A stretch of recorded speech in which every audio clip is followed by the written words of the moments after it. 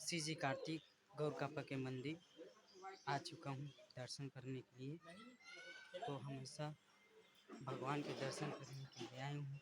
जो मेरे जीवन में कमी है उसे मांगने के लिए इस भगवान के पास आया हूँ। तो हमेशा आप लोग प्यार मोहब्बत बना रखे रहना। शनिदेव भगवान का दर्शन करने आया हूँ। जो मेरे जीवन में कमी है उसे भगवान के पास मांगने आया हूँ। श्री जी कार्तिक, इसके बाद मुझे कमी का एहसास कभी नहीं होगा। इस भगवान ने मेरे जीवन में हर खुशी को प्रकट किया है। तो हमेशा भगवान को धन्यवाद दिए, धन्यवाद देने के लिए आया हूँ। क्योंकि 2 दिन पहले इस भगवान ने मेरे विचारों में आया था दर्शन करने के लिए ज़रूर आना, इसलिए मैं इस भगवान से दर्शन करने के लिए आज आया हूँ।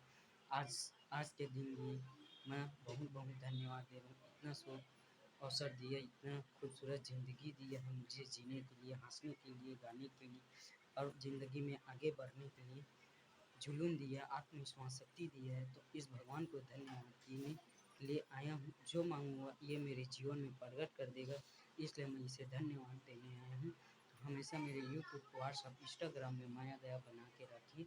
जय जवाहर संगवारी हो, जय जवाहर शनिदेव भगवान। आप सदा कृपा बनाए रखें।